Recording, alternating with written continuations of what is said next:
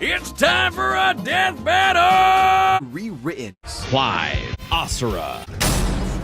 And perhaps this desire awakened the icon that was in him all along, the fiery beast, Ifrit. Just standing nearby will incinerate the average Joe. It can make fire barriers, regenerate lost limbs, decimate foes with a flaming spirit bomb, and shatter a walking mountain. The downside being Clive couldn't control it. He didn't even remember becoming Ifrit.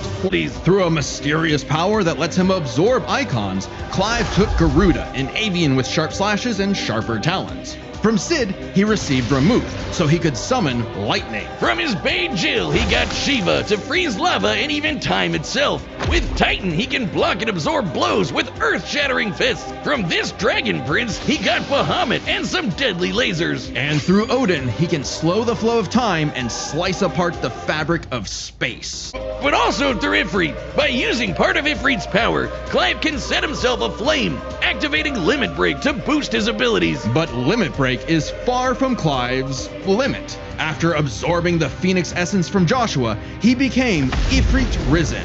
Now fully in control of the monster that had tormented him, he embraced his role as a shield for his brother and friends. Just in time to battle in space, block a planet-wiping blast, and overpower this dragon at the speed of light. That's no exaggeration. Ifrit Risen is literally stated to move at light speed. Not surprising when Clive has intercepted lasers over 3 times faster than that, and overpowered Omega, a god-slaying weapon that can destroy, and I quote, all of creation. Ultima was stronger than anyone Clive had faced, able to warp all of reality to create a universe. But Clive had a secret not even Ultima foresaw.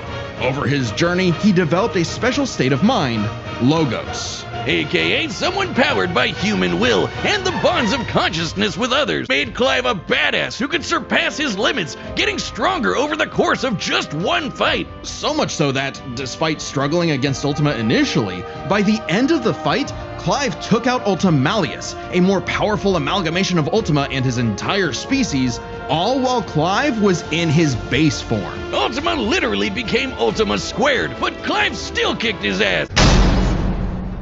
By tapping into his wrath, Asura can take many forms for battle, like the 6-armed Vajra, a state powerful enough to subdue the embodiment of the planet's will and the source of the Goma, Vlitra. Asura was literally too angry to die.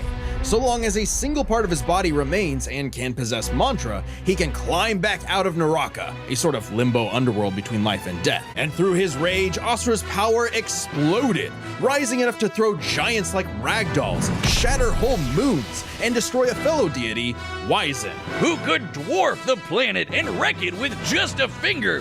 Look at this! Asura is so powerful, his soul cannot be manipulated by the Goma or the deities. He can propel himself with mantra to fly, harden his fists to break steel, fire explosive energy blasts, and headbutt you so hard you wish you could die even faster.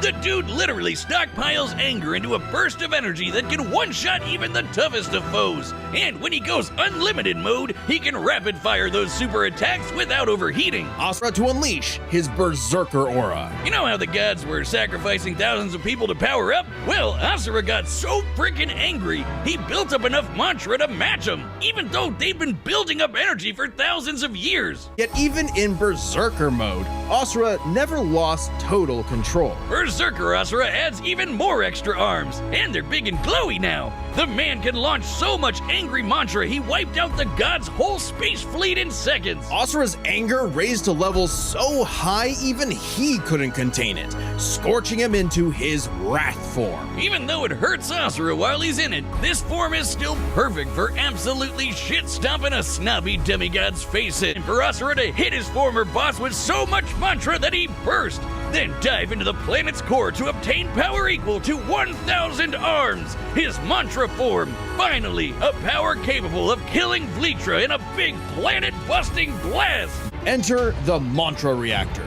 Capable of holding 7 trillion souls, Asura instead used it as a vessel for a far greater power. His own unfiltered rage. It's Asura's ultimate destructor form effortlessly punched through asteroids larger than nebulas, dodged planet-sized lasers moving 2 quadrillion times faster than light, and obliterated whole stars. Instead, he literally beat the QTEs out of God, obliterating him and his plans in a cosmic explosion. But with Chakravartin dead, so was the concept of mantra itself. Those who depended on it could not survive, including Asura.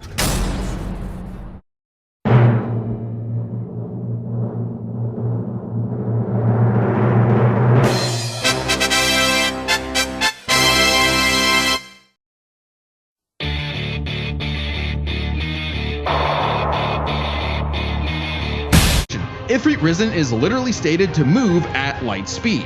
Not surprising when Clive has intercepted lasers over 3 times faster than that. Dodged planet-sized lasers moving 2 quadrillion times faster than light.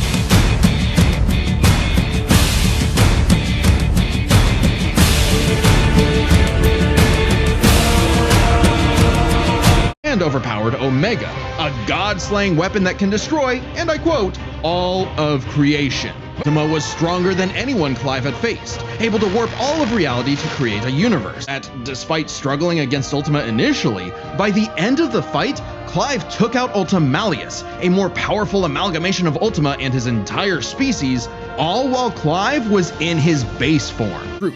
At his peak, Asura overpowered Chakravartin, annihilating that cosmic golden god. By measuring the dimensions of Chakravartin's body and scaling it up to match the size of this galaxy-eclipsing statue, we can determine its volume. Add in the density of gold, for good measure assuming the form is solid throughout, and its mass far exceeds not just our galaxy, but our entire observable universe. Destroying that big golden god would need energy on par with obliterating our universe 91,000 times.